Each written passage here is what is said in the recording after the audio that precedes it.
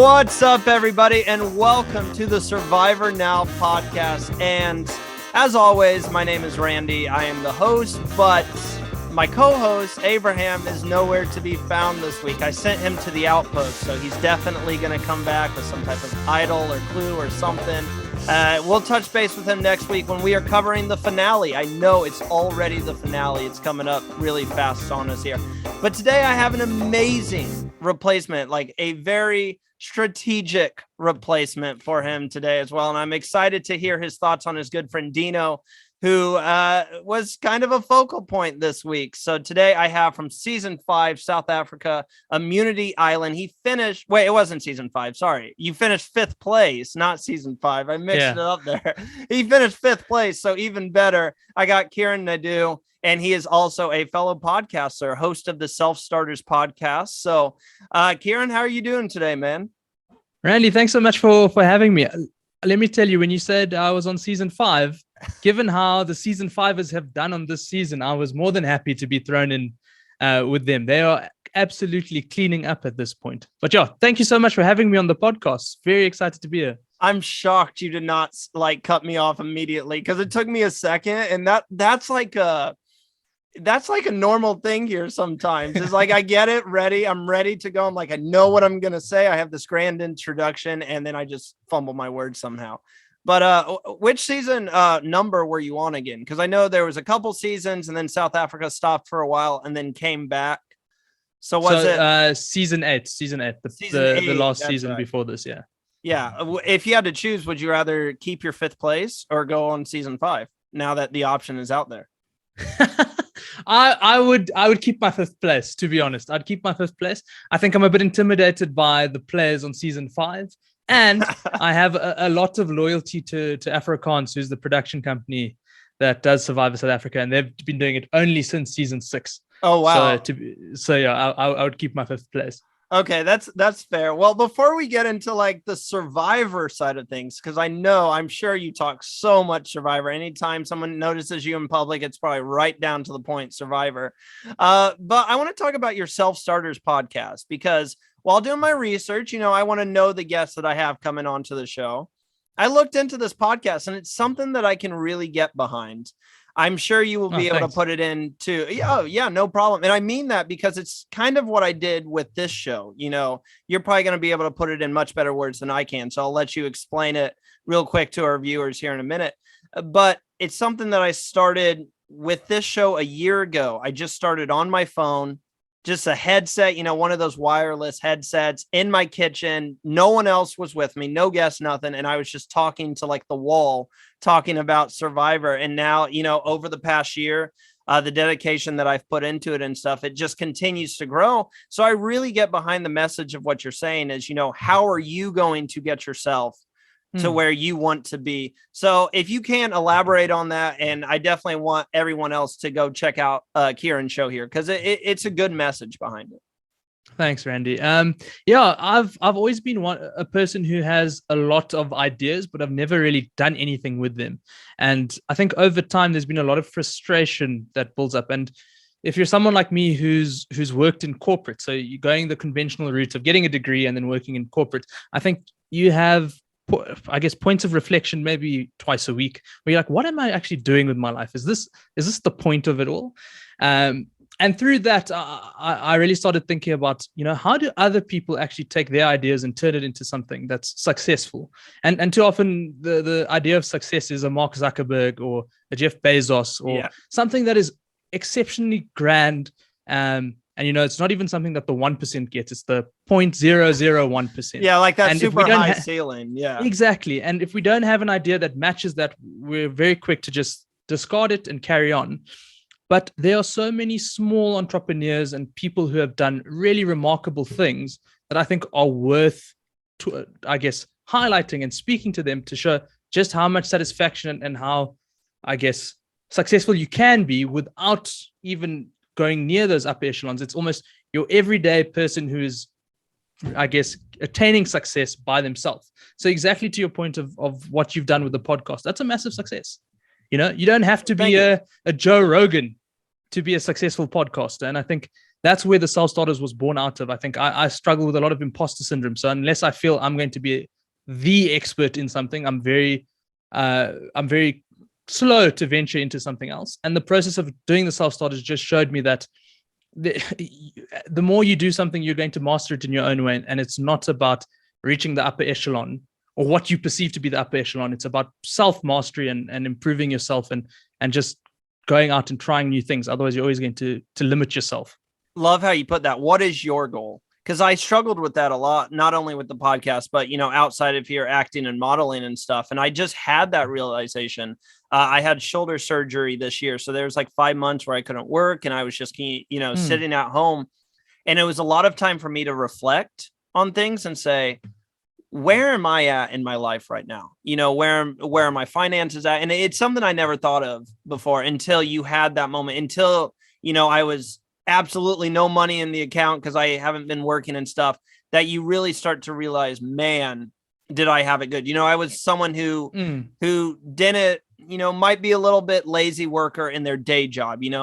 I just serve, that's my day job thing. So I might be giving up a lot of shifts here and there because, I just want to go out, drink with friends, have fun, low 20s, 24-year-old. So I'm in that kind of party phase. And when I was out, it was kind of like, man, it was a wake-up call. When I get back, what am I going to do to get me to where I want to be? And, I currently live in Indiana, and that's not the epicenter of acting. I need to be in New York or California or Atlanta and work towards that. So that's why I really love, and I do plan, I genuinely mean this. I do plan on listening to the show because it's a message that I really get behind is, where do I want to be? And that's another thing. I used to compare myself to, man, the other friends at my agency, where are they at? They're doing all these movies and I'm trying to be like them on their level and stuff like that. And it's kind of dial it back. Don't look at what other people are doing. Where do you want to be personally? That's exactly it. And, I've used a lot of YouTubers as inspiration because one of the great things about YouTube is you keep your archive of where you started. So a great example for me is always looking at Mr. Beast. Oh wow, yeah, looking way back then. I mean, if you look at it at his first videos, no one would ever think it'd be a YouTuber with, I guess, the second individual with 100 million subscribers, because he was, I guess, shocking at the beginning, very nervous, but he had a deep underlying passion. And I guess starting anything is it's almost like a sport. So I have a big love for sport and have played sport my whole life. Which sport did you play? Sorry, just to interrupt there. none of the ones that are big in America. So a lot of cricket, okay, a lot of football, which you guys would call soccer. Love it. And athletics. So I used to be a sprinter, and starting a venture is much like playing a sport. When you first start off, you're not really good, but if you put in the time and the effort and you slowly build up over time, you're going to get better and better and better. And a lot of the time when we look into a business, you see the end goal. So if you think of Facebook where it is today, it's very different from where it started off, in a dorm room in Harvard. But it's so hard to remind yourself of that. However, with YouTube, what's great is if you can go back into the annals of time and look at Mr. Beast's first videos where he's playing, I think he was playing Call of Duty or something ridiculous, and, just talking, and you're like, this doesn't sound like Jimmy Donaldson at all, and like, where's his presence? Where's any of that? And what you realize, it's just consistency. And over time, as you get better and better, you're able to open up new avenues and different ways of doing things. Like, I have no doubt, Randy, in a year's time, your setup and the look and feel of the podcast is going to be very different as you keep fingers doing crossed. it, right? Yeah, fingers crossed. So where can everyone check out your podcast? I know you have a YouTube channel, correct? So they can go there and check it out. So it's on YouTube, Google Play, Spotify, iTunes, or Perfect. I guess Apple Podcasts. And then you can also find me on Instagram. Awesome. So wherever you catch your podcast, pretty much anywhere. Yeah, make sure to check it out. It's a good show. So I listened to a little bit right before we got on here, actually, as well, while I was, buying the time, test the equipment out. So I was kind of listening to it. So it's a good listen. Thanks, definitely man. Check it out. So are you ready to get into what was a crazy week in Survivor South Africa? Yeah, let's do it. And how are you enjoying the season so far? Being someone who has seen every season. Without a doubt, it's my favorite season so far. Yeah, it's amazing watching the show. And who was I telling? I can't remember. It was one of the castaways. I was saying it is the first time since playing Survivor myself that I've truly been able to be a fan again watching it. Because when you play it, you look behind the curtain, you have an understanding of how things work. And maybe there's also a bit of a grieving mourning period that you go through. You don't enjoy Survivor the way you used to, especially if you're a super, super fan. So after season 8, I watched the US Survivor 41 and 42, and I didn't enjoy it as much as I usually did. So I thought, is it just a case of I can't watch Survivor the same now that I've played? But this season has been ridiculous. It has been so fun and so good. And you can see the level at which the castaways are playing is very, very different. For the previous seasons, there's always been a thing of, Survivor South Africa, it's like taking, a mirror and looking all the way back to Survivor US in the early days. A lot of loyalty, a lot of people being upset when they've been betrayed or lied to. And that is completely the opposite of what we're seeing this season. I mean, these guys really came out to play. So I'm loving it. It's been so great. So you tell me, because I came into this and, the people listening, they are aware of this. I've said it multiple times. I had a chance before this season. This is the first season we're covering of Survivor South Africa. I could have went back and watched every single season. And I thought about it. I said, I really need to know these people because it is a returnee season. But I'll be honest. So I haven't watched your season because I also saw it as an opportunity. I said, I may be the only podcasts covering this that has no knowledge of any of the castaways. So I went in cold turkey. And while I do plan on going back and watching all the seasons, I think it gives me a whole new perspective on everyone because I didn't know, what to expect out of Shane. I predicted Shane was going to be the first one out just because of his age. I'm like, the age is probably going to play against him. And now seeing how cunning he is and how well of a speaker he is, or how good, excuse me. You can tell I'm not a well speaker. Telling how good of a speaker he is, learning these castaways for the first time. I think it's given me a side of the game that I really appreciate where other people, they know kind of what to expect with them coming in, which not saying they don't have a different side of things to appreciate. They can appreciate the growth and how the castaways have changed. But I think it's a great angle that you have. I think a lot of people won't know these people from their past season. So that insight and I guess first glimpse into how you perceive them based off nothing, I think it is a really good way of enticing listeners in. Well, what it has solidified for me is I love Survivor South Africa, but I was going to say, so you're telling me every season's not like this? Because this season's been, and we saw it a lot here. I mean, people going for each other's throats, backstabbing. So is this a norm in Survivor South Africa or is it just taken to a whole new level? So I would say that if this is, let's just say this is 120% of gameplay, season 8, so the previous season, which I was on, was at about 100%. So it was a lot of gameplay, the typical term of, just a ton of game bots running around. All they do every day is just strategize. So season 8, season 9, I'd say is very strategically focused. Season 6 and season 7 are less so. So that's more looking into, I guess, your older versions of the US Survivor. There's a lot more loyalty. There's a lot more crazy characters that come out. That's not to say there's not some amazing strategic players. I think I won't say which season because I won't spoil it, but one of them have, I think, one of the greatest, if not the greatest, Survivor players to come out of South Africa. And then season 5 is crazy also, but it was under a different production company. So there are also just crazy twists that pretty much run the entire course of the season. They have sports stars on the show that act as mentors to the different tribes, which is very wacky. So it's like a sports pirate theme. Something different. Season. I kind of like it. Something very different. Yeah. Yeah. So let's get into where we left off. So if you guys don't remember, because there's a lot of Survivor here. We get 4 episodes a week. It's a lot of content to take in. Last thing that happened is the Meryl vote off, which was crazy. She played her advantage, but not for herself, which kind of did her in. She sent Marion packing. So we find Marion is kind of feeling shocked about went down. We catch up with her back at camp, and she is feeling excited. And sure enough, everyone comes back. No Meryl. She is feeling on top of the world. And we're going to get into a lot of Marion's game coming up. And Shane kind of says, look, it's a whole new game. Everybody is open. We are down to the final 7.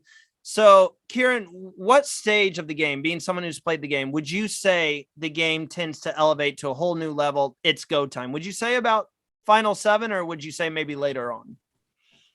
I'd say 8 or 7 is when you reach a new period of fluidity. So how I like to almost think of the game is you go through stable periods where you know what the alliances are, who's drawn lines where, and that's generally fairly consistent for 2 or 3 votes. And then you hit a period of turbulence or fluidity and things shake up. At around 8, I guess the first vote of merge, you almost want to set the scene. It's the table setting vote of who's in the dominant alliance and who's not. And that generally lasts for 2 or 3, maybe 4 votes. And then you hit that period of turbulence, and then things become very fluid. So Shane's 100% right. Like, this is where things start changing. And what's crazy is, as we've seen with Modern Survivor, it doesn't stop. Is what you really saw. Once the fluidity hits here, there's no more period of stability. And I mean, over the course of, I guess, these 4 episodes, you really see just how much turbulence there is and remains. It's kind of the end of the alliance, and that's something that, or the alliance part of the game, that's something that we've seen more in modern day Survivor, is these voting blocks, and how no one really fully trusts anyone. And we see some voting blocks here. You have Phil and Felix, you have Marion and Dino, who really have an understanding. You kind of have Shane and Killarney in a way, but it's a little bit more mushy with their relationship there. And then funny thing about Killarney, which was my next point, Killarney, if you're listening to this, I look forward to speaking with you. I mean this the nicest way possible, but she's got this in her mind that she is initiating all these ideas. And there's one point in particular, she's speaking with Felix and saying, hey, I'm happy you finally came up to me. You know, I've got a pretty good resume. I'm responsible for this. And Felix is just not buying anything. And Kiran, I laugh every time she says it, because, you know, we have a different perspective. Obviously, in her mind, she's like, I'm running these. I've said these things. They're my vote offs. But we're saying that she's about a day at least behind everybody else, or at least what the edit is showing us. Is this a common thing that can happen on Survivor? And where do you see kind of Killarney's game at the moment? It is. It's fairly common, and what you'll find is in massive votes, every single person will try and take a piece of the pie, right? And the clear distinction is in any of these, there'll always be one person or maybe 2 people that are clearly at the strategic forefront of a move, and then there are other enablers around it. So it's like a pilot and a co-pilot, and the flight crew, right? Yeah. You need every single one of them to get the plane off the ground. The problem is sometimes you'll have someone who is clearly flight crew who thinks they're the one piloting the plane. And it happens, right? And I feel like that's what's happening with Killarney. She definitely has a part to play in all these vote outs. However, she probably thinks she's more integral than what other people are seeing. And it's very common. I mean, a lot of the times, all the players are having similar ideas. And it's just about who articulates it and starts a process first. So, you know, sometimes Killarney's out the loop and she starts talking about it a day after everyone else. And that happened a lot in my season also. People were claiming moves where, you know, me and someone in my alliance would be like, no, but we were doing that 2 days ago. We were canvassing for this like for 3 weeks now, and it's only bearing fruit now. You can't claim this move. So there is a lot of that. That being said, it's always great to have someone who clearly thinks higher of their game than anyone else, because that person, if they're sitting, I guess, with a lot of, or they feel they have a lot more authority, they probably think they can beat anyone. And if that's the case, let's go to the end together, because you'll feel comfortable sitting next to anyone. And I'll know deep down that I think I can beat you because you're the only one who perceives your game to be at that high level. That is a phenomenal analogy. Like the whole pilot and that did you think of that, or did you already have that planned? Because that was amazing. I think I've probably thought about it when I was playing the game, because again, this is what happened. We had a couple of people who thought they were the pilot, but they weren't. So the last thing I want to ask about Killarney at the moment, before we get on to this reward challenge, which has a big reward behind it, the term GOAT keeps getting thrown out. And I was talking to Abraham earlier off camera when we were waiting for some interviews and stuff. And he says he sees 2 GOATs in this final, you can say 5, final 7, whichever way you want to look at it. And he sees Shane as a GOAT and he sees Killarney as a GOAT. Now, I don't agree with Shane. I think Shane's playing the best game he can with a lot of people not trusting him. And I think he's playing a very strategic game. But Killarney is more interesting because while she's putting those ideas out there, she hasn't really been at the forefront. And so I think she's right on that line of, does she qualify as a full-blown GOAT, or does she have some points to her game that kind of prevent her from being that? I'd love to hear your opinion, because I'm really on the fence with Killarney.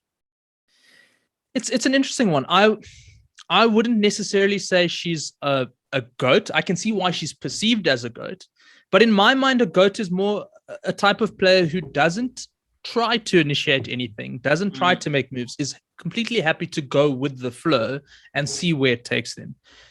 It's apparent that Killarney is trying to make moves, and she is providing her thoughts and her ideas.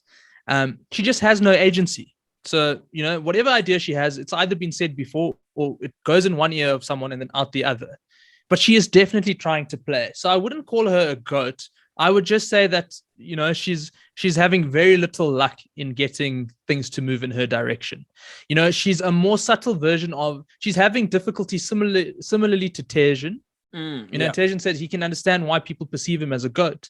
And I can understand why he'd say that, but I don't think that he was a GOAT either. No, I don't know. There are people trying to play the game with very little agency. She has a much more subtle way of playing, but it's clear from the discussions and the dialogue that she is trying to play.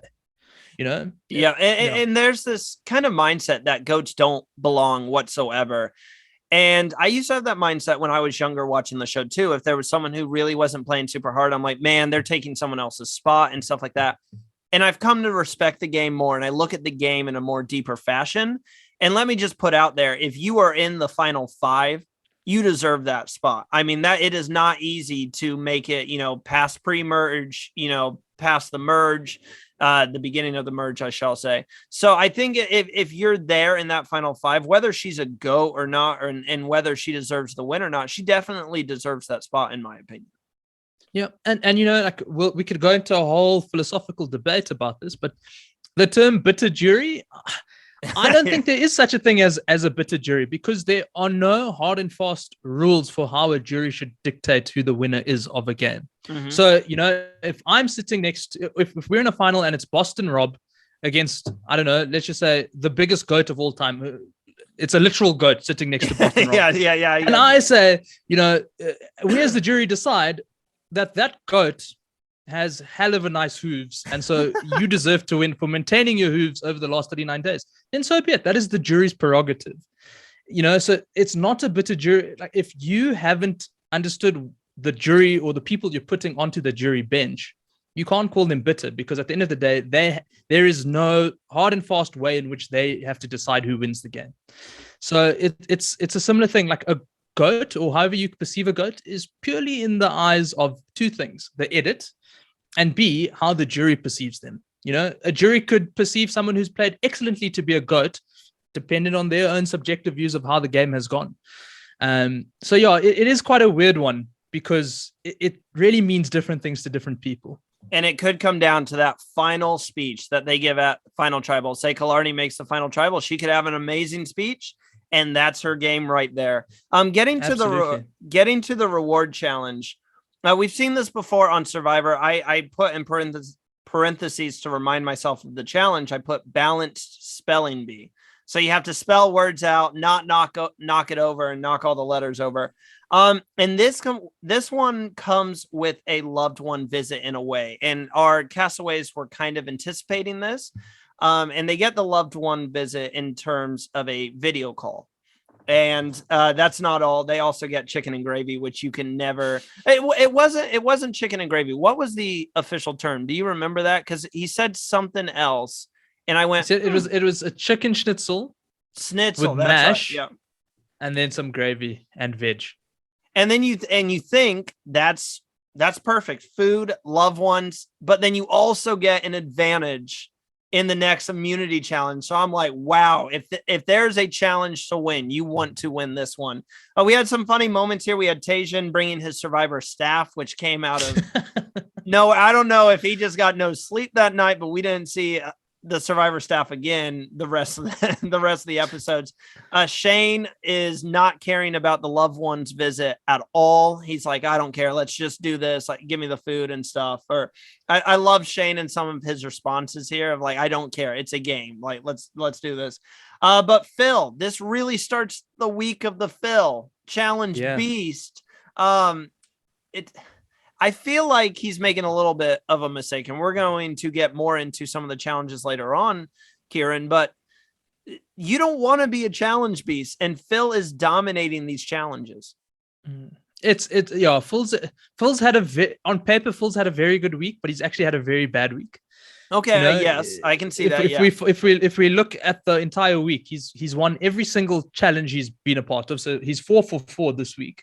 He found a hidden immunity idol, and he's still I think going into next week in a very tough spot. Exactly as you said, the season is so strategic that people are seeing past alliances, and whoever has whoever's standing the tallest is getting cut down.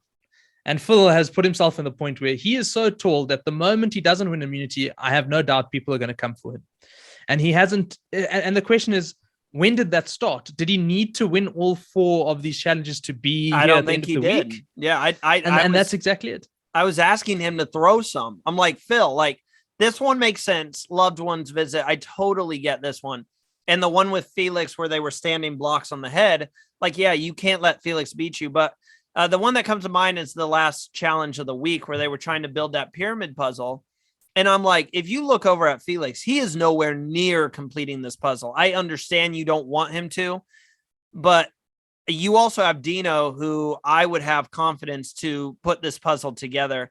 So I obviously don't know what's going on in Phil's mind and whether he sees himself as, they're going to be coming after me tonight. But if I'm looking at that, I'm like, I'm not winning any more of these challenges because that target on your back is getting bigger and bigger every time you win.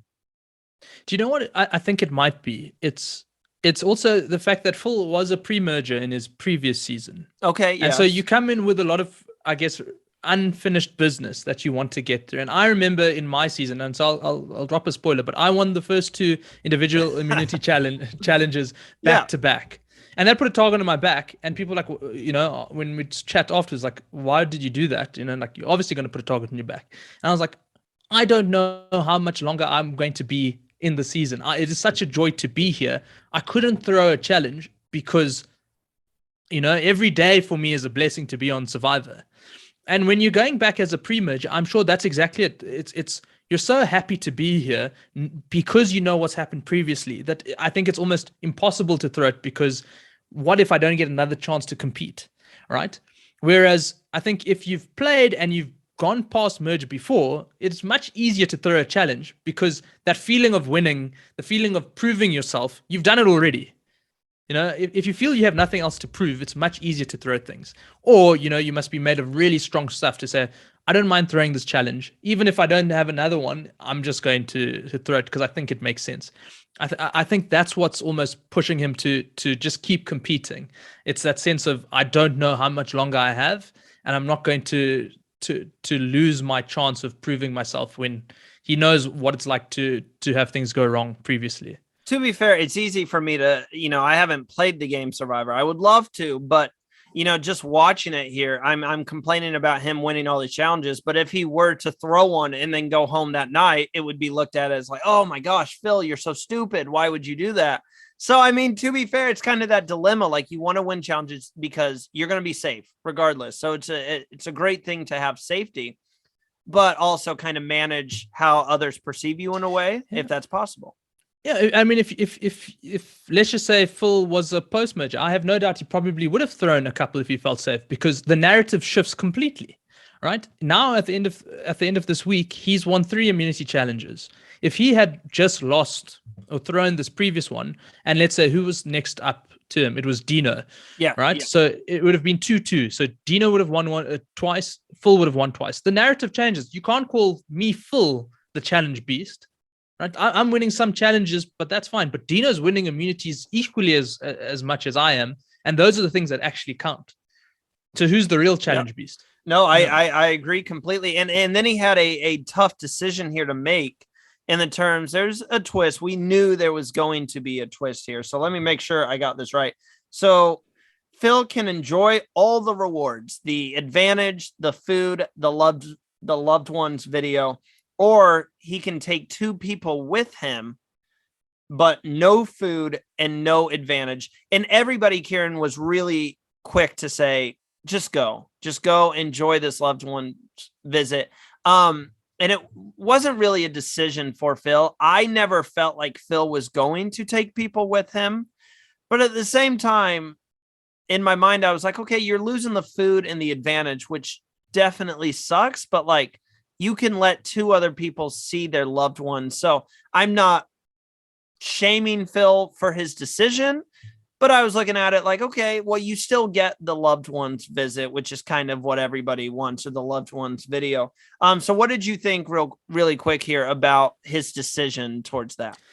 I think Phil was saved from having to make a hard choice because 2 or 3 people spoke out immediately, and people said, no, please go and like enjoy everything.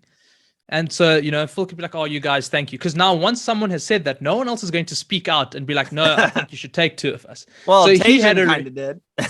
he used Tajan knew he was going on that Yeah. on that reward no matter what. So yeah, he didn't really have a hard choice to make. It was pretty much like, okay, well, if you guys have said it and no one's saying anything to the contrary, even though I really want to, I have your blessing, so I'll go. So I think, yeah, he was saved from having to vilify himself. And then after the challenge, the next thing I want to go on to here is I wrote Dino is the big target in the game. And that's not reflecting what people are feeling like, because the main target this week, kind of the general consensus of the week, is let's get Felix out. We need to get Felix out of the game. But I put in all caps Dino or Marion. And this is a deep conversation that I'm looking forward to getting into. Why are the eyes, or more eyes in a sense, not on Dino and Marion? Because I think from my perspective, they are the 2 ringleaders right now, and they are playing the best game. And I don't think anyone can beat, maybe Phil, but I think Dino and Marion sitting at the end, they're going to win the game. So I guess that's my question to you, Kiran, is why Felix, why Tajan, and in a sense, why Killarney over Dino and Marion? Why are none of the other 5 people looking at those 2? I think it's so one part is optics. The no bullshit alliance is 3 of 7, and they remain the biggest alliance left in the game outward that people can outwardly see. So I think that helps Dino and Marion in their sub alliance because it's not well known and there's a clear majority, well, not a majority, but a clear 3 that are a bigger threat. With that, people like Phil continuously winning makes a big difference. So Dino can say, listen, I am not the biggest threat within this big alliance. It's Phil. Clearly, he keeps winning everything, right? On top of that, Phil and Felix have a very strong outward relationship. That's always going to put a target on their back, right? So like Marion and Shane, who have played together previously, it's quite clear that no one really sees them as a partnership. Yeah, which I'm also questioning. Right. And so that's amazing. And I think what the other part of that is Marion's ability to articulate, you know, the narrative that she wants people to see. She's excellent at it. She is. So another reason why Marion and Dino aren't being seen in the light is because Marion is also excellent at making Phil feel like, you know, that's her number one. She seems also equally adept at doing that with Shane, you know, and at the end of the week, we see her tailing Killarney. So I'm sure Killarney is also feeling that Marion's her number one. Probably, yeah. Marion is doing an excellent job at creating those narratives and having those relationships. And then Dino comes in from the previous season with the perception of being a very paranoid player. So even when he does things that are hyper strategic, right? People will pass it off as Dino being paranoid. When Dino puts Felix's name down, when Tejan goes home, and he has the conversation with Felix the next day, he's able to say, listen, I did it because I had to. And, I got nervous kind of thing. And I'm paranoid. And Felix is like, oh, well, Dino's paranoid. And they brush it off. They're almost, Dino is so good at understanding that people see him as paranoid that he can play it in such a way that they will almost, I guess, in their own comfort of thinking that I'm the strategic player, they will pass off all Dino's strategy as Dino being paranoid. And Dino is very good at selling that.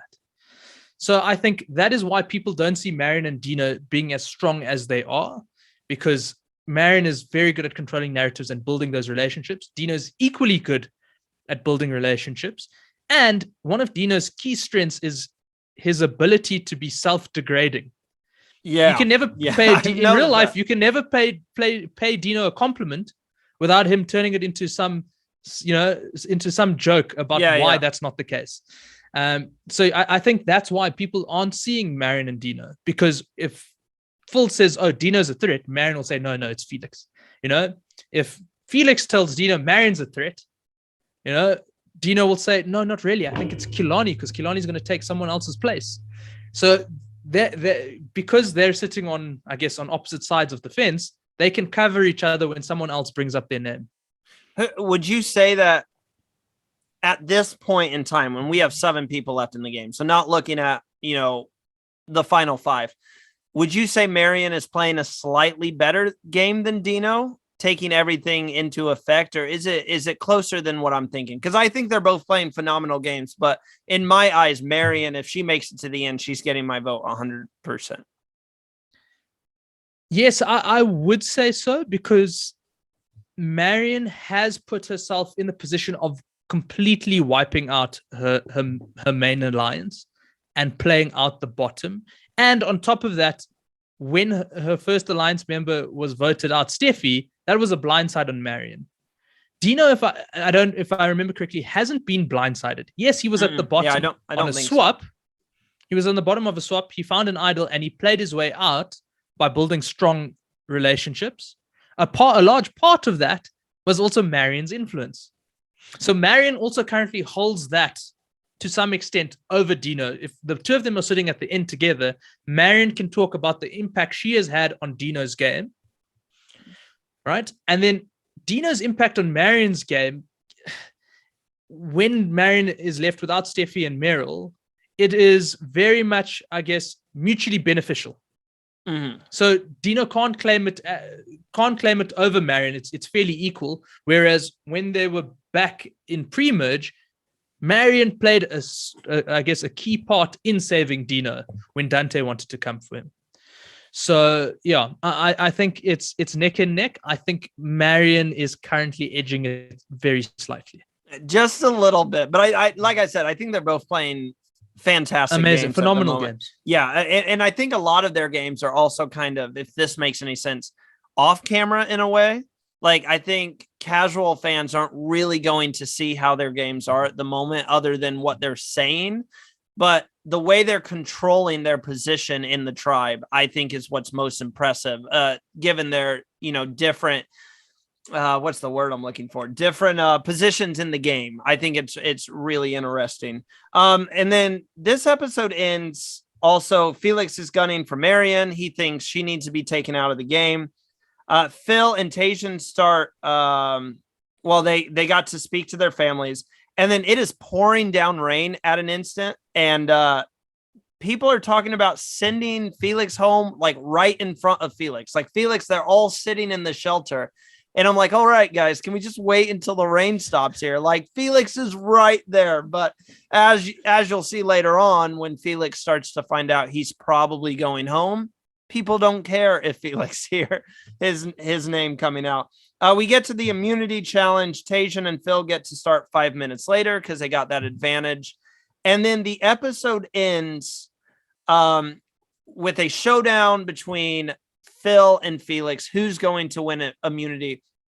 Now, the way they're filming this season with 4 episodes coming out a week, I understand that not every episode can be in elimination. And I think Survivor South Africa has done a phenomenal job with cliffhangers. And there's been a lot of episodes that even if they're not non-elimination, I'm sitting there and I'm like, oh my gosh, I got to see the next episode. Like, hurry up. Like, let's release it. This one felt like a little weak ending to me. I'd love to hear your idea. Do you think this was a good way to end the episode? You know, who's going to win between the two? I thought this was the first one this season that felt a little weak with how they ended it. I think I could agree, because I think we were spoilt with the previous time they ended on a challenge, which was when Shona was elbowed or she it sounded like she had broken all the bones in her body, you know. And compared to that's a much bigger cliffhanger of will she be medevaced or won't she, versus who's going to win between Felix or Phil, right? Because also the way that the conversation was going, you know, it felt that Felix had to win, right? Because he was going home. So the cliffhanger, I guess maybe that was the cliffhanger they were trying to finish on, is Felix going to win and save himself? But it wasn't the strongest of cliffhangers. But I do understand the reason why we've had 2 non-eliminations this week. Or my guess would be that if you look historically in Survivor US, it's around this time, I guess, the final 6 votes is always fast forwarded, because then we have that very condensed finale. Yes. You know, where it's like 4 votes in one episode or whatever the case may be. And these votes are some of the trickiest. As a player, these are the hardest. This is when we reach that period of hyperfluidity where the game just all of a sudden there's no set alliances, and whatever you thought, it is at this point. This is the point where everyone starts becoming completely individualistic.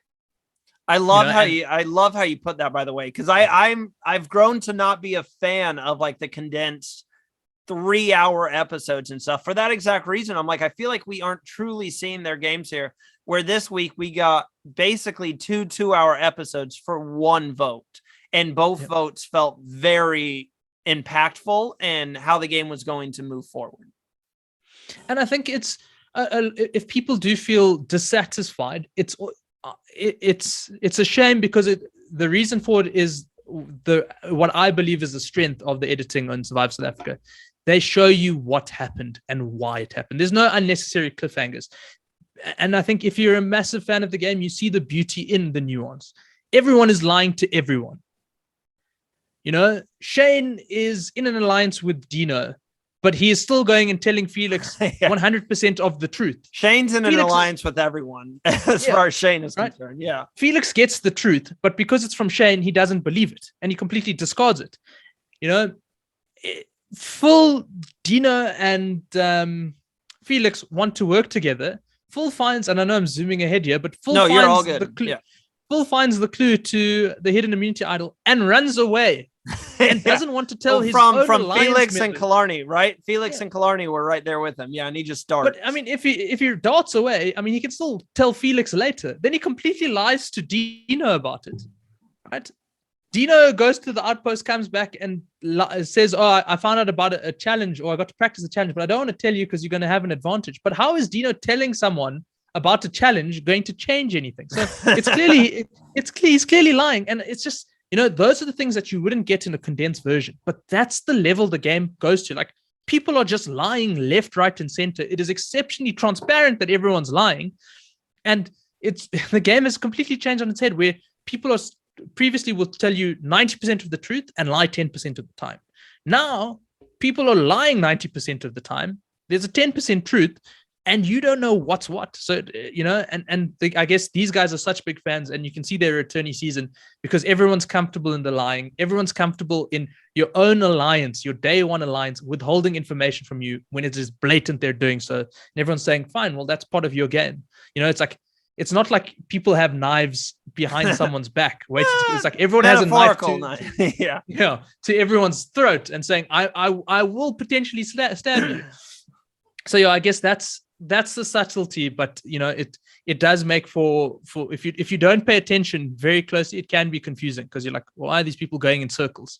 But it's such, you know, that is the beauty of the game at this point. It is just circles. Yeah, this is when Survivor really becomes what the game is all about, kind of that deceiving and so it becomes really entertaining at this point in the game when everybody is jumping. It can be a little confusing as well, like listening, like, whoa, hold on a second. You just threw out this person's name and now we're seeing you throw out someone else. It's like, where are you going with this? I will say Phil does end up beating Felix, and I think that might be why it was a little kind of weak of an ending to me, because looking at where they were at, I was not anticipating Felix to win that. I'm like, okay, I think Phil has this in the bag. He looked very comfortable, where Felix was like struggling for the last 10, 15 minutes, whatever it was. Quick shout out to Tajan, who I don't know if a lot of people notices, was sleeping during the challenge. He had his buff like over his entire head and he's just like laying back sleeping. Hey, you're tired. I get it. Get sleep whenever you can. So Phil, that's his second immunity win. We get back to the tribe, and everyone kind of notices that Phil is starting to be a challenge beast, but he is not the top priority within the camp. Felix sees the symbol in the sand, which you were saying, Kiran, which ends up being a clue to the immunity idol. And what confused me about this is Felix saw the symbol, but Phil was the one that got it. So I wonder if he saw it before Phil, and then Phil just kind of dove in front of him. And I mean, there's not much to say. Kiran gave his opinion on, or kind of what was going down. And it was a lot of digging through the sand. I mean, a lot. They ended up finding, I missed this part, I think, because I was watching it really late at night. Where did he end up finding the clue? Because there was another clue that said the idol is at tribal council underneath the voting urn, or whatever you want to call it. So where did he end up finding that? In the middle of the stairs. Okay. So it was in the stairs where he was digging for like hours. Yeah. Okay. It was, yeah. Yeah, go ahead.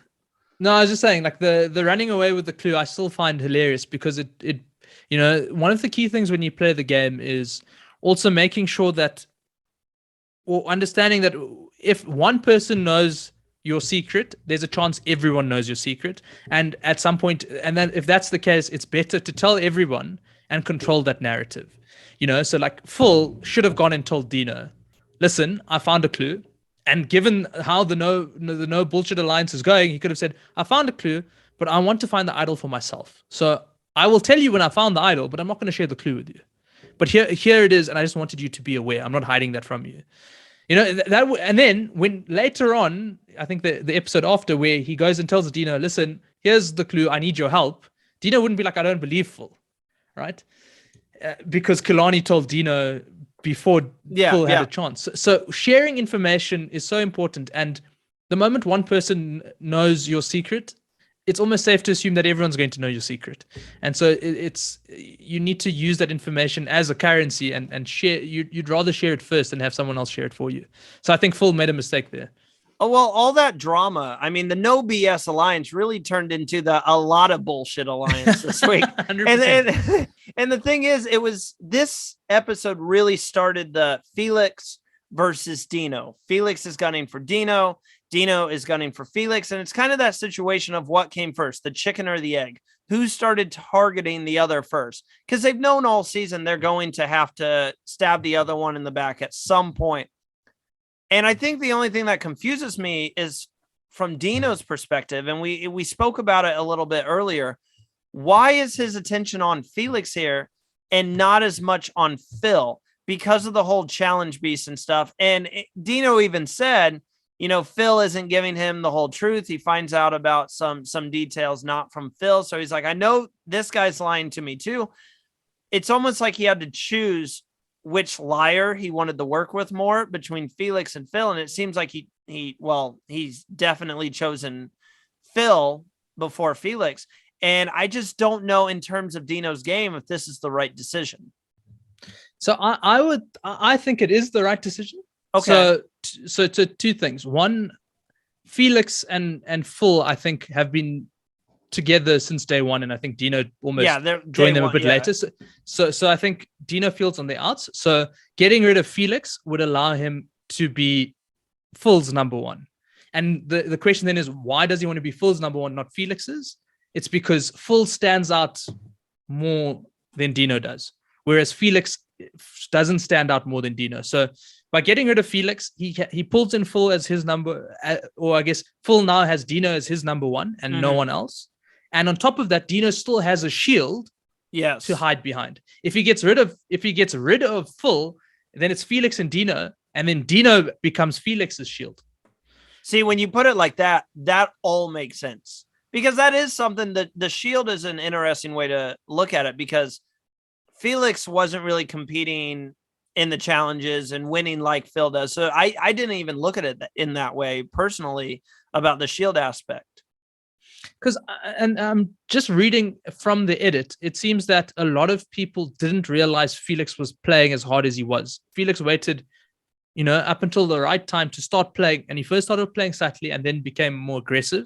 Whereas Phil has, been seen as a player from day one. Dino has been seen as a player from day one. And because Phil is now winning more and more, he stands out as more of a threat than Dino. So Dino can hide behind Phil and say, listen, Felix is gone. It's me and Phil in this supposed lines. Get rid of Phil first, because chances are he's going to win every single immunity. So you'd rather get rid of him before you get rid of me. Whereas with Felix, he doesn't have that option. He's been perceived to play harder, and he's perceived to be better at challenges. You think with how much Kiran and I are talking about Felix at the moment, he's the one that ends up going home, and he doesn't, which is, it kind of shocked me, because I was fully anticipating, and I was in my notes, I even wrote down, this is the most obvious elimination that we're going to see all season, because it just, so much of the talk was around Felix and getting him voted out, that I'm like, there's no way that he doesn't go here. He doesn't have anything. We know that. So he's going to be blindsided, if it's even a blindside. But then Tajan is feeling kind of worried as well, and they're planning the split vote. And so he creates this fake idol. We know he's already had 2 idols this season. It's a pretty good fake idol. It might be one of the best fake idols I've ever seen. The way he carved that in, it looked really legit. He ends up pulling it out at Tribal. Dino calls it out. Nah, it's fake. It's fake. And then Phil was the deciding vote here, and he kept his friend Felix in the game, sending Tajan home. So the big question I have for you, Kiran, is, did that fake idol play send Tajan home, or do you think he would have went home regardless of whether he pulled it out or not? I think it did send him home. Yeah. I think people were worried, and then they were worried, but I don't understand why they were worried. I mean, it was a well-known fact that Phil had a clue and was scrambling around. So how would Tajan end up with another idol, especially if you count back how the idols have come into play? Tajan shouldn't have an idol. Yeah. 2, even if Tajan has an idol, split the votes, because you want him to play it, but you want Felix to go home. Right? So I don't understand what happened in the confusion, why I think it was Shane and Kilani who ended up putting votes on Tajan as opposed to Felix. Yeah. And I think so there was a bit of...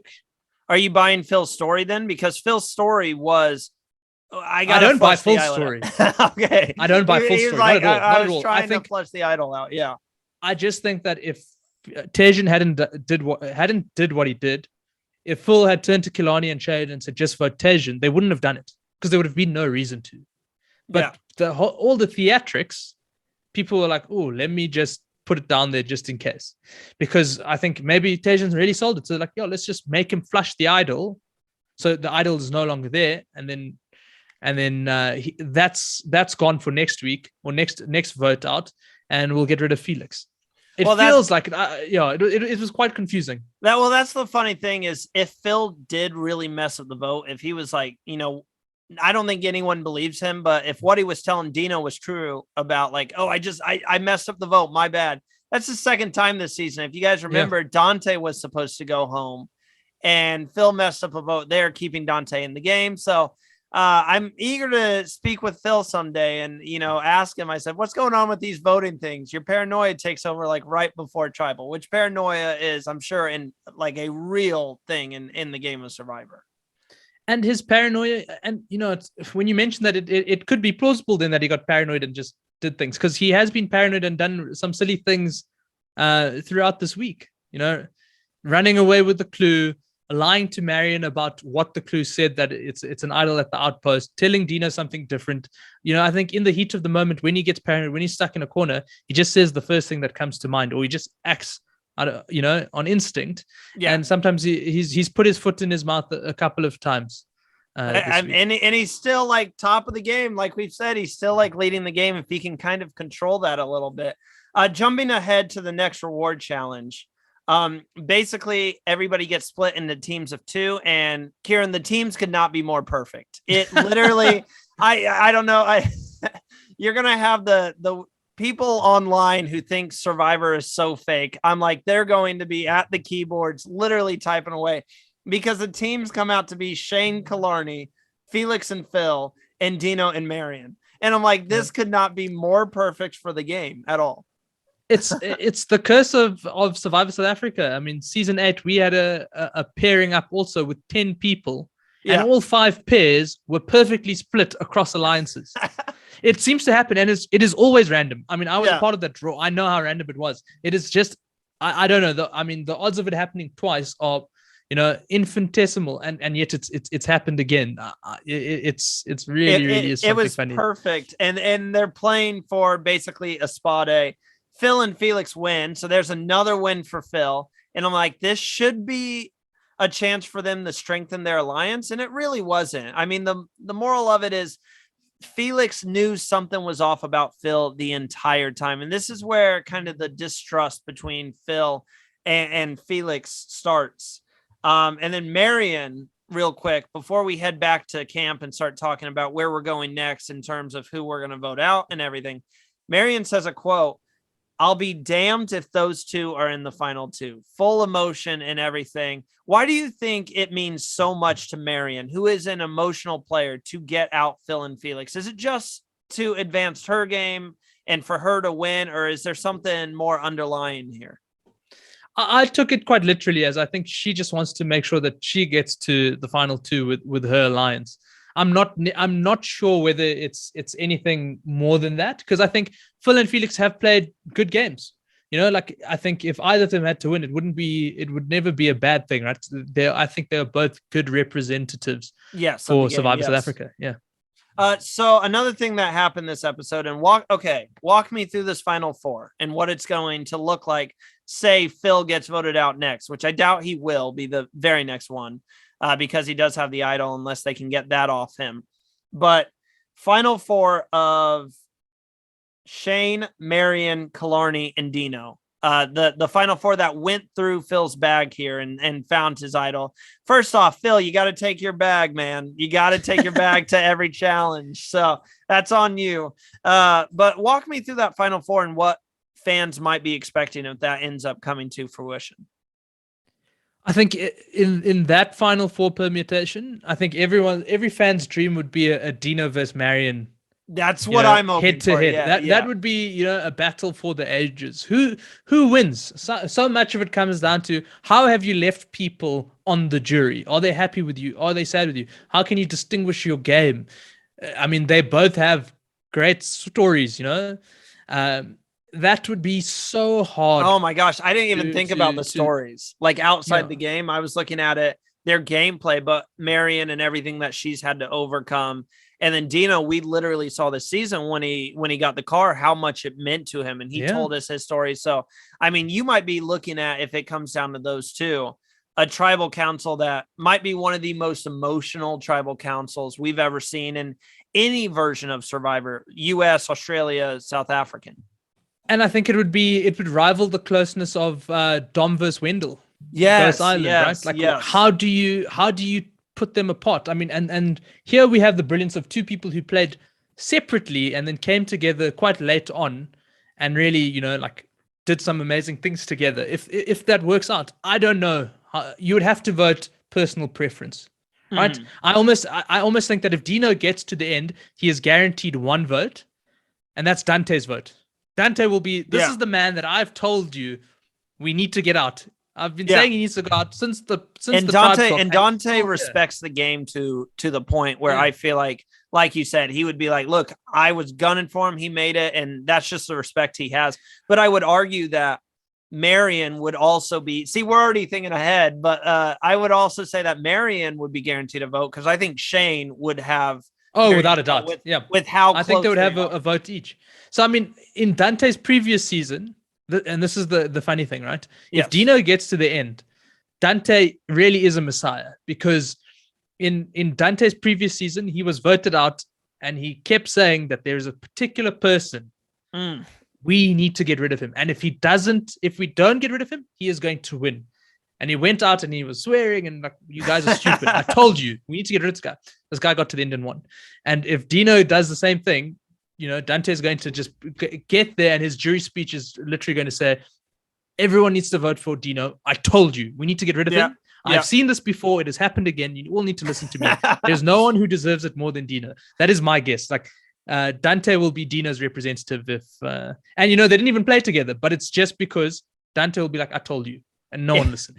If that happens again, Dante is just going to be kicking himself. Like we know his head might explode. Yeah.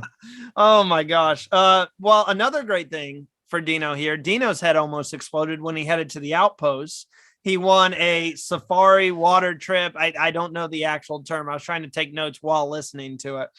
But it's worth 80,000 Rin and an extra vote at Tribal. And he got to take a fruit basket back. So he got to play hero. And he was saying, this is perfect for his honeymoon. So that was amazing. I think, I can't say for certain, but I think this is the last time we're going to see the Outpost this season. And Survivor, especially the US edition, has been filled with some terrible twists that fans have not been happy about. And I'm one of those fans who have not really liked a lot of the twists that they've been doing in the US version. But I liked Outpost this season. I don't think there was 1 second that they did Outpost that I was like, oh, this is kind of stupid. Like, I really enjoyed the Outpost. So, Kiran, if this is the last we're seeing from the Outpost, would you like to see this come back in future seasons, or maybe keep it, that was for this season, maybe put it away for a little bit? I really liked the Outpost. So, I mean, in my season, we had Immunity Island, which, the frequency at which you visited was every episode. It was too frequent. Yeah. I liked the Outpost was almost inoffensive in the fact that it was there for, I guess, for very specific milestones. And it was great because it provided a signal, because, again, it wasn't so frequent, that whoever went there would get some advantage. On top of that, if you're going pre-merge, you're meeting someone else from the other tribe. It has been really, really great. I feel it has come in enough, not too many times, not too few times. It has had an impact on the season, but it hasn't, I think, materially impacted the gameplay in any way. It has aided it, and there has been consequence. So Dino, I think, articulates it perfectly this week, where he talks about going to Outpost automatically puts a target on your back. People know you have something. And so, you already have to be planning, how do I play this? Everyone seems to come back and lie. You're damned if you do, you're damned if you don't. Even the only way you can mitigate it is by coming back with the parchment and saying, listen, this is exactly what happened. I'm telling the truth. Other than that, if you say I got 4 idols from Outpost and 3 extra votes, everyone's gonna be like, oh, this guy's lying. He obviously got 10 idols. Like, no matter what you say, everyone's going to think you're lying. So there's consequences that come with the advantages you get. It's not too overly stacked that, it's introducing a new advantage every single week into the game. And but it's still different every time you go. And I think that was the key thing, because a lot of times when they implement something like that, it's the same in a way. Like we've seen I keep going to the US version. It's just the first thing that pops in my head. But like that island on the US where you had the prisoner's dilemma, it's the same thing every single time. Where this was, you had no idea what you were getting. You might just be trading items. You might be getting an extra vote. You might be getting an idol. Like there was something different every time, and it had a different feel every single time they used it as well. And to your point, it was I think they spread it out perfectly throughout the season. It never felt too close together. Exactly. Yeah. So I'm a big fan. Would love to see it again, if that's the mechanism of choice, because there will always be a mechanism. I think I'm still a fan of let's just hide idols randomly. You can find a clue. and you Well, the you old know, you can just fashioned, go yeah, yeah. dig in the trees. Yeah, I'm very old school in that way. Yeah, I Like, feel that like stop handing people idols in a way. yeah, like let's go dig in a tree or or go to a reward and find the clue for it and go look for it. Did you find any idols in your season? Because I know you were talking about challenges earlier. I know you won 11 challenges. I didn't know how many of those were individual challenge wins. But so did you Yeah. find any idols? I found one idol at final 6, so it could Oh. only be used in that voting round, and then all advantages expired. How long did you search for it? No, it was at a reward, so I was like, Okay, oh, okay. there's a sponsor logo up in a tree. That must be where the idol was, and in true fashion, it was. Still had to be a Survivor stream to find an idol. Like it still had that realization there. Going to the next immunity, we talked about this one. This is the one where you had to build that like pyramid puzzle, and Phil was able to win again, third times. Yeah, he held up the 3 and everything, which he was really trying to make sure Felix did not win here. And the plan here is Dino wants to split votes between Killarney and Felix. Obviously, the plan was to split between Felix and Phil, but now you can't do that.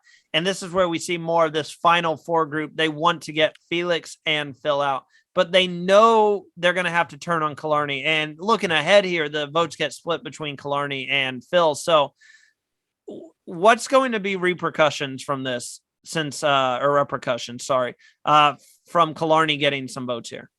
Nothing. I was thinking about this earlier. Oh, Killarney really? has 0 numbers. Who does she turn to? She says, oh, they're trying to get rid of me. Let me turn to Phil. Okay, Phil, you and I have to work together. And who else are they going to pull? You don't think Shane? You know, Marion or Shane? I think Shane. No. You don't think so? I think Shane's ready to play. I think Shane has bought into the idea of working alongside Dino and Marion. And I think what we were saying about Killarney, in the sense of Killarney has backed her game, whether for better or worse, I think Shane is the same. Mm-hmm. I think Shane thinks he could sit next to Marion and win, sit next to Dino and win, Phil or Killarney. And so I think that that's the case. And I think that Shane and Marion are closer than we've seen so far. That is my guess, because they've played together. They have that bond. And if you think about it, that bond has been reaffirmed throughout this entire season. I don't think that either of them would necessarily want to turn on each other. Do you think Shane could beat Marion or Dino in the final tribal? Because I've told Abraham, my co-anchor here, I think Shane's a good enough speaker that I think he could convince some jurors here. I don't think so. And I'll also I'll get very technical here. If you look at the confessional count, also he has a significantly lower confessional count than Dino, Phil, and Marion. And so if he's in the final 2 with any of those 3, I don't think he wins. I think he only wins if he's against Killarney. Is my guess. But that's also just looking at how the story mechanics. And I don't know if you follow Edgic, but Edgic doesn't work. For Survivor South Africa, but I mean the confessional count tells a story. You says it does. You say Edgic doesn't work for Survivor South Africa? Really? Hey, that's a good thing. It's probably a good thing. The storyline is very different. The Survivor South Africa storyline is we will tell you what's happening on the island as it happens. So if today Dante is the big player, and Dante is the big player for 3 weeks until he's booted out, for those 3 weeks, you're going to think Dante is 100% winning. Yeah, because the story just follows him, right? Whereas in the US Survivor, the winner is always threaded through the story. If there's a fire happening at camp here, but the winner was sitting in the beach, somehow they integrate the winner into the story. Yeah, because that's just how the what's required to make sure that the winner stays relevant throughout all the narrative.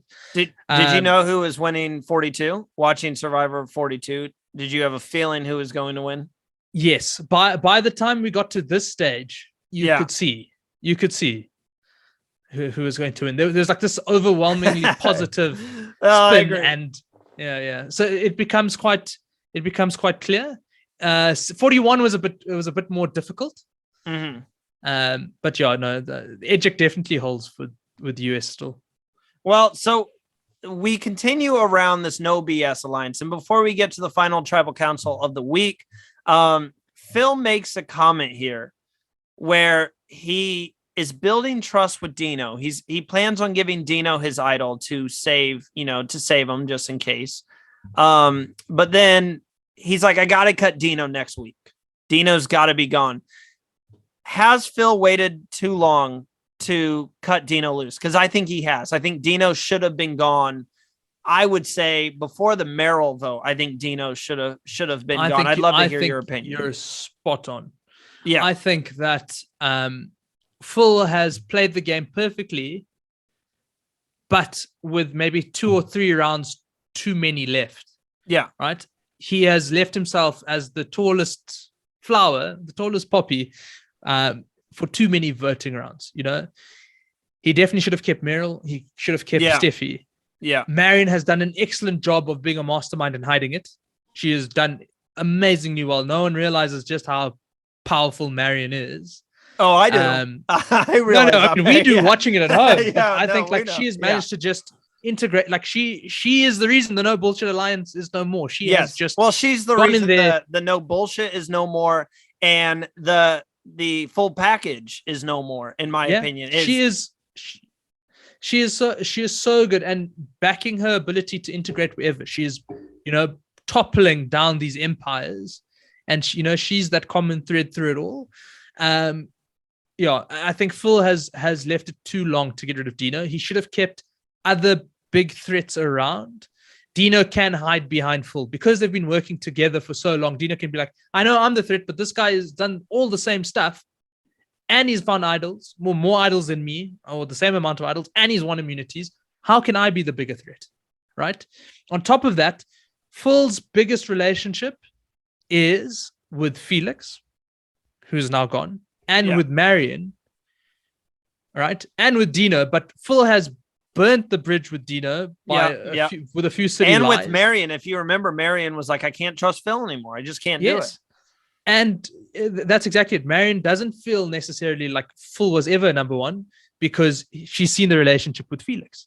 Felix also did the same thing, made a mistake by getting rid of Merrill and Steffi, right? And I guess he had to get rid of Steffi to keep Merrill around, but then he should have fought to keep Merrill around longer. Yeah. Because he had no one else. And it was going to be easy to keep Merrill. That's what throws me off. Like everyone who was in a rough position at the time of her vote off, I'm like, all you have to do is tell her about this plan of what you're doing. And she plays, the advantage for herself, the tribal pass, and she goes back to camp and she's still in the game. So it was an easy position for everyone else remaining in the game to use Merrill as a number. Because I think with who Merrill is as a person, I think if you saved her there, she would have been with you.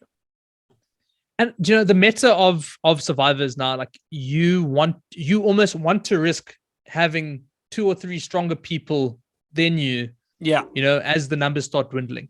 It's very much, if I look at it too, I always look at Adam Klein. Like I love the game Adam Klein played. Yes. And it's exactly that.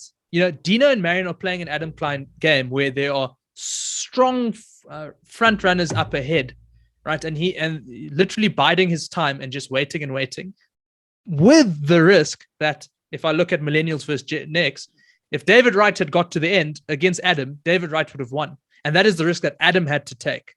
Yeah. Right? Because David Wright is like a full, for example. Everyone knows, doing exceptionally well in immunity, has a great, strong chance of winning. If he gets to the end, he's probably going to win. So he has the biggest target on his back. Dino is sitting there saying, well, if I get rid of him, I'm sitting pretty. And Phil doesn't really have that many options. So Dino's playing a game of careful timing. Marion is also playing a game of very careful timing. It's high risk because also if the timing doesn't come off, you're sitting next to Phil, right? Or if you're ineffective, you've managed to get rid of Phil, but people perceive you as a goat. You know, so how do you play a strategic game but being very subtle and having 3 or 4 front runners ahead of you? That seems to be the survivor meta. If you look at 41 and 42, the winners also have a very similar sort of archetype.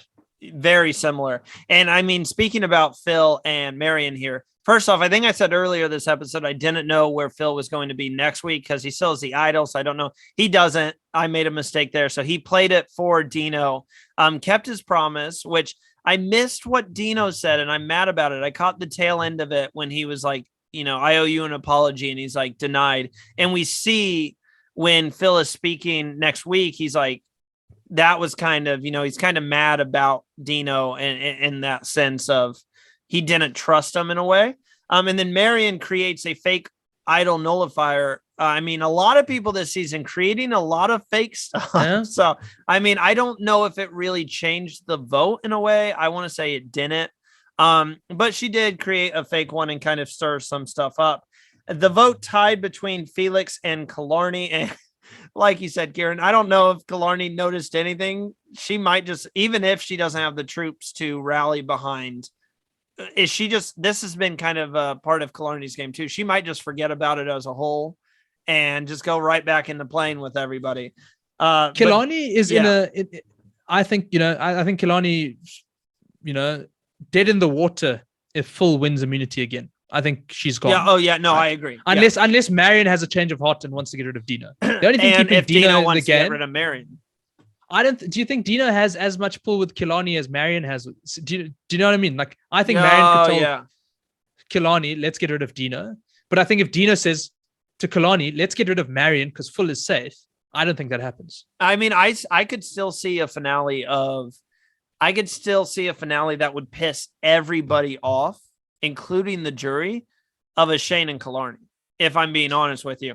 Because I think Phil's the next target. And I think Shane is smart enough to, even though unless he says, I want to take Marion to the end, which I could see him doing as well with that relationship. And he's played a lot with his heart this season, where I heard last time it wasn't as much with his heart. It was just strictly the game. And he's spoken about this to a sense where he actually feels for these people now and stuff like that.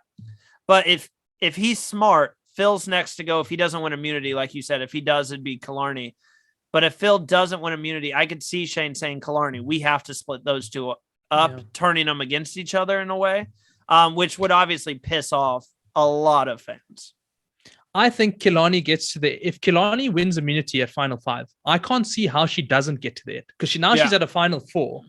And with her at a Final 4, it is, all you need to do is side with her, vote for the same person, right? 2 people are going to vote for Killarney. She goes to fire at the very least, and you have the chance of taking her to the end. I have a lot of respect for these guys for wanting to take out or wanting to go with who they perceive to be the strongest players to the end. That's a bold strategy. It's a very bold strategy. Well, but I guess it also works if you're playing the Survivor meta. If you're saying I need to have people to hide behind, then it's not actually a bold strategy. It's a smart thing to do, because you don't want to be the biggest threat right until the end. So it's fascinating. So there's definitely different outcomes that could come from this. Felix does go home here. Just throwing that out there real quick as we continue talking about heading to the finale. Like you said, Kiran, everybody wants to see Marion and Dino. I think that's the outcome that everyone is hoping for. I think Phil versus Dino might be just as good. I think that would be great, but it'd be very emotional between the two. Now, you said Edgic doesn't work for Survivor South Africa. And I don't know how much you know. I know you have some connections with some people. But I was going to say, who do you think's at the strongest position, like in the game? And also, can you tell, looking at the Edgic, don't tell us, but do you think you have a good idea of who's going to win this season? I don't have a good idea of who's going to win the season, just because Survivor South Africa literally always throws up curveballs, except for one season I've watched. Yeah. I think best placed is Marion. Okay, so we're in agreement there. Yeah, she is firmly in the middle, and I think, Dino getting to the end is conditional on Marion saving him, right? Because the next vote is easy. If Phil is available, Phil goes home. That's how I see it. But once Phil is gone, the only thing saving Dino is either winning immunity or Marion. Because Marion, I think, has Shane, and I think she has Killarney more than Dino. Okay, that's a great way to put it. Say Phil wins the next 2 immunities, though. I mean, where does that put everyone? Because I haven't really seen anyone really be able to compete with Phil. Maybe Dino if it's like a puzzle, which we can assume there's going to be some puzzles. But besides that, I haven't even seen anyone as close to Phil on these challenges. Yeah, that's a great question. I'd say if Phil wins the next one, my guess would be Killarney goes Yeah, I home. would think Killarney instantly. Yeah. I think it's a great table setting, a bit of peace where everyone votes for Killarney, thinks, whew, we're all aligned. And then Yeah. the next one out is absolute chaos again. And then if Phil wins and it's Marion, Dino, Someone would go to fire, right? Marion, Shane, and Marion, Dino, Shane, Phil. I would imagine that Dino goes home. Mm-hmm. I would imagine that Dino goes home because Phil would think I need to differentiate myself from Dino. Well, Phil wants to get Dino out of the game, yeah. And the question then is Marion going to save Dino by siding with Dino and going to fire when Dino votes for Shane, I guess? Or I don't know, would Dino vote for Marion? It is very tough. I actually have no idea. Like I don't know where Dino would place his vote. If Dino is in that position, he probably votes for Marion. Mm-hmm. And he tries to canvas with Shane and Phil that Marion is a bigger threat than he is. Okay. Is my guess. And it'd be it'd be fire finals. Excuse me. It'd be fire final 3, right? I said so Phil would win the second immunity. There'd be another vote. And then it'd be fire final 4. Okay. Final 4. Because it could be a 2-2. Okay. And then final 3, whoever wins immunity casts the only vote. Okay, so it's like the classic Survivor then. Yeah. Which I mean, I like. That's going to be nice. I mean, I love the fire making too and like earning your spot, but I also like that where you do like a final epic challenge and it's like earn your spot. And so, I mean, I think they both work, but this season has been incredible. And the last question I have for you, Kiran, here is you said who you think, is in the best position in the game. And this might be a boring answer. You might say the exact same. And it's kind of a 2-part. Who would you be casting your vote for out of any of these 5 people right this second? Who would you cast? And it's the same thing. Who would you want to win as a whole? They might be different. You might say So my winner pick going in was Dino because, I know him. Great player, season 8 representative. I think he has all the goods to win. And I thought that when we played together. Who would I be casting my vote for now? It depends on who's in the final. If it's Marion versus Dino, if that'd be a dilemma for you. If it's one without the other, I'm voting for either of them. If it's the 2 of them together, comes down to the speech. Yeah, pretty much. Yeah. Could not agree more. So, Kiran, thank you so much. I know we went a little bit over like an hour here. It always happens. I can speak Survivor no with problem everyone. At all, Randy. I could speak Survivor all day. And thank you so much for coming on the show. I know we've been trying to get you on. We've been super excited. We would love to have you again. You have an open invitation. And I know Abraham was really looking forward to speaking with you. So I know he's going to want to get with you sometime and speak with you. But one more time, go check out his podcast. Just letting you guys know, the Self-Starters podcast. You can catch it wherever you listen to podcasts or on YouTube. And then Kiran, where can fans find you on Instagram and social and stuff? So on Instagram, they can find me at Kiran_Naidoo and on Twitter at Naidoo_Kiran. Now that handles were taken, so I couldn't get the same one. I feel that. Well, Kiran, again, thank you so much, man. It was thank you for having me, Randy. You're a natural podcaster, man. Natural. Thank you so much. So are you. I'm looking forward to seeing how the podcast grows over the coming years. Thank you so much. And thank you guys for listening. Enjoy the rest of your evening.